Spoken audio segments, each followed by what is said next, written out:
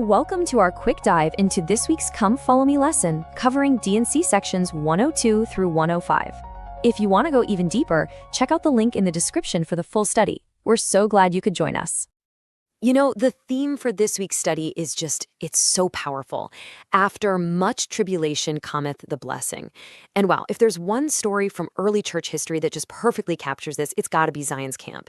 It's this incredible expedition that from the outside looked like a total failure. But, as we're going to see from the Lord's perspective, it was an absolutely foundational success. So here's how we're going to break it down. We'll look at the call to redeem Zion, then the march itself, the really tough trial at the end, and then the big reveal, right? Its true purpose in forging leaders. And finally, we'll bring it home and talk about what our own Zion's camp experiences might look like. All right, so let's set the stage. You have to picture this. It's late 1833.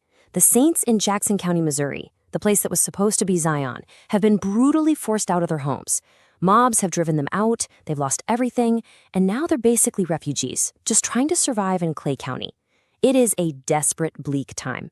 The whole future of Zion just feels completely up in the air. And right in the middle of all this chaos, the Lord speaks. He gives a revelation. He says, yes, I see your suffering, but he also explains that it's a time of chastening. And then he gives a direct command through Joseph Smith. It's right there in section 103. Organize a group and go help your brothers and sisters in Missouri. And that group, that became what we know as Zion's camp. We're talking about over 200 people, regular folks, farmers and craftsmen, who volunteered. They literally dropped everything, left their families to march almost 1,000 miles. You got to remember, this wasn't some committee's idea. This was a direct response to a commandment from God. Okay, so let's talk about the journey. This was no walk in the park.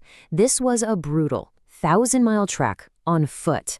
Just try to imagine it. The blisters, running low on food, the sweltering heat, just being completely exhausted day after day. It was an unbelievable sacrifice, all driven by faith and this deep desire to help their friends and family. And get this, the timeline is just wild. The revelation comes in February of 34. By May, just 3 months later, they've organized this whole thing and are on the road from Kirtland. And by June, they're in Missouri. It's just an incredible feat of faith and logistics. Now, this is a really important point we need to get straight. It's easy to misunderstand what Zion's camp was all about. The historian Dr. Matthew Godfrey points out that a lot of people think it was some kind of invading army, ready to fight its way back into Jackson County. But that's not it at all. The real plan was to work with the governor of Missouri. He was supposed to use the state militia to escort the saints back to their property. Zion's camp was there to be a protective force to make sure the saints didn't get kicked out a second time. And believe me, that protection was definitely needed. As the camp got closer to their destination, things got really, really tense. At a place called the Fishing River, a huge mob, we're talking like 400 guys, gathered to attack them. A few of them actually rode right into the camp and gave them this bone-chilling threat, basically saying they were all going to be wiped out by morning. But right then, when things looked their absolute worst, the Lord showed his hand. Heber C. Kimball wrote about what happened next.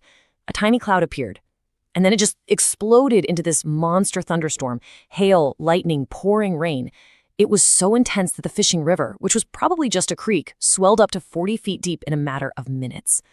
The mob was stuck on the other side. There was no way they could attack. It was an out-and-out miracle. So you'd think, after all that, the sacrifice, the long march, this incredible miracle, that they're on the home stretch, right? But the story takes a turn, and it's not the one anybody expected. What should have been the final victory lap turned into one heartbreaking setback after another. First, the governor backs out. He refuses to help, and the whole plan just falls apart. Then, something even worse hits them. Cholera. A deadly plague just rips through the camp. And it's right then, at their lowest point, that Joseph gets another revelation. Section 105. And what does it say? It says the mission is over. The camp is to be disbanded. Can you even imagine? After everything they'd been through, they're just told, okay, you can go home now. The confusion must have been overwhelming. And the cost, it was real. 14 people. 14 faithful members of that camp died from cholera. Their sacrifice was immense, and their loss was devastating. So from every earthly perspective, this was a disaster. They didn't get the land back, and it all ended in tragedy. And yet, this is where the story pivots, because what looked like a total failure to us was actually a huge success in the Lord's eyes. He had a completely different goal in mind all along. It was never really about the land. It was about making leaders. Zion's camp was a refiner's fire, a crucible. It was this intense spiritual boot camp designed to test their faith, to see if they were willing to put everything on the line. It taught them a massive lesson. Zion isn't built with swords and armies. It's built with holiness, with unity, with consecration. And the biggest payoff? It forged the future leaders of the entire church. I mean, look at the proof. Just a few months later, in 1835, the very first quorum of the 12 apostles is organized. And guess what? 8 of those 12 men were guys who had walked that 1,000-mile journey. They'd been tested in the fire and had come out proven. Okay, but this next part is even more mind-blowing. When they organized the first quorums of the 70, all 56 of them, every single one, was a veteran of Zion's camp. Do you see what was happening? The Lord was hand-picking his leadership. He was building his kingdom with people who had already shown they would sacrifice absolutely everything for him. So, okay, what does a story from 1834 have to do with us today? A lot, actually. This isn't just a history lesson. It's packed with powerful lessons for our own lives right here, right now. Let me ask you this. Have you ever had a Zion's camp experience in your own life? You know, a time when you felt like you were following the Spirit, you worked your tail off, you sacrificed, and it just didn't turn out the way you thought it would. Maybe it even felt like a complete failure. Dr. Matthew Godfrey tells this great personal story about this very thing. He said his patriarchal blessing promised he'd have success on his mission. But then he gets to the field and he only sees one person he ever taught get baptized. For years after, that promise just haunted him. He felt like he'd failed. But over time, he realized something huge. His idea of success was all about the numbers, about baptisms.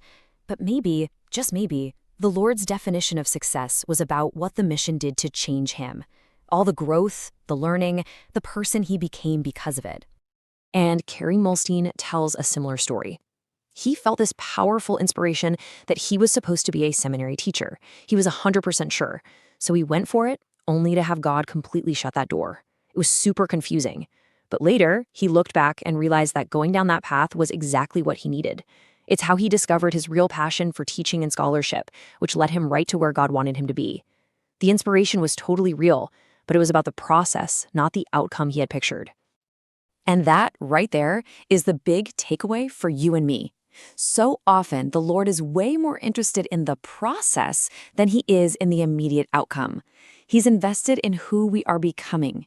Sometimes he sends us on our own Zion's camp, not for the destination, but for the journey itself, to build our character, to teach us to trust him, and to get us ready for things we can't even see yet.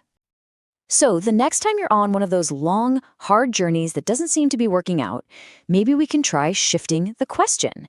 Instead of asking, why did this fail? What if we ask, what is God making of me in the process? What is he trying to teach me right now? The story of Zion's camp is such a powerful reminder that God's plan is so much bigger than ours. As we go through our own trials, I hope we can trust his purposes, especially when we can't see the full picture. So I'll leave you with this. Take a moment to think about what stood out to you today. Has there been a Zion's camp in your life that shaped you for the better? As always, we hope you'll remember him more, follow him closer, and rejoice in his light. And hey, if you found this helpful, please feel free to share it. We'll see you next time.